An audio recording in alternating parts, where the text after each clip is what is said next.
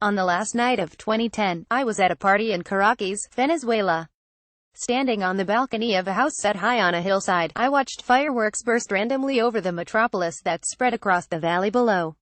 A new year often brings hope of fresh beginnings, but in that city that year, there were feelings of dread.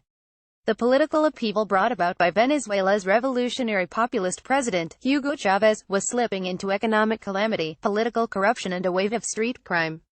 And, as is usual with revolutions gone stale, democratic ideals were being sacrificed so that the regime could cling to power.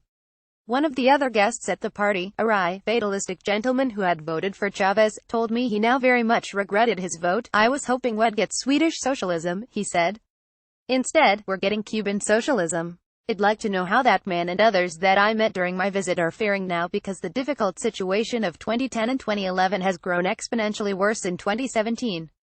The current president, Nicolas Maduro, has none of the charisma or cleverness of the now deceased Chavez, but his impulse to authoritarianism is even deeper.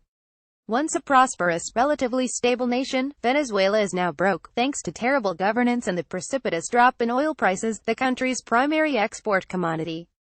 Food and the basic goods necessary for a civilized life are in short supply. Crime is worse than ever. And, rather than taking responsibility for any of this, Maduro simply blames his enemies and uses the crisis as an excuse to censor the media, subvert civil liberties and seize more power. Under Chavez, elections were still relatively fair. That is no longer the case. In a rigged referendum last weekend, Maduro engineered the election of a compliant constituent assembly that is expected to rewrite the country's constitution and eliminate the opposition-dominated National Assembly.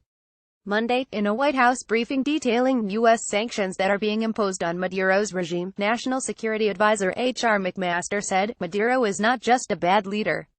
He is now a dictator." Street protests that have been raging for months all across Venezuela have become much more violent as Maduro has tightened the screws on what is left of the nation's democratic system. Government troops now gun down opposition protesters every day. Tuesday, several leaders of anti-Maduro political parties were arrested. This deepening tragedy offers lessons for Americans of all political stripes.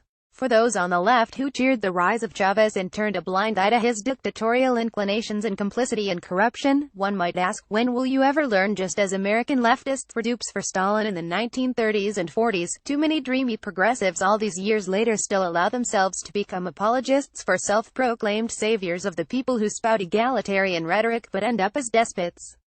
For those on the right, Venezuela is not just an example of the failings of socialist revolutions, it is an illustration of what can happen when a crowd-pleasing populist politician attacks the free press, demonizes opponents, proclaims a militant nationalism and creates an alternative version of reality based on self-serving lies. The urge to make heroes out of bombastic demagogues is an affliction that affects people on the right as much as those on the left. And for American political leaders, as well as the wielders of financial and corporate power, it should be noted that Venezuela's problems began with a failure to address the country's extreme wealth gap. Until the current troubles reached a crisis point, Caracas was a vibrant, modern city, home to a large, healthy middle class and a very fortunate upper crust of wealthy families. But on the hills surrounding the city, a vast barrio of desperately poor people seethed with resentment.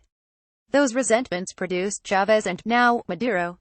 The Venezuelan political and economic elite failed to address the inequities and disconnections in their country, and now every Venezuelan is being brought low. Growing social disaffection in the United States already helped elect Donald Trump to the presidency, and the rips in the seams of our democracy run in every direction.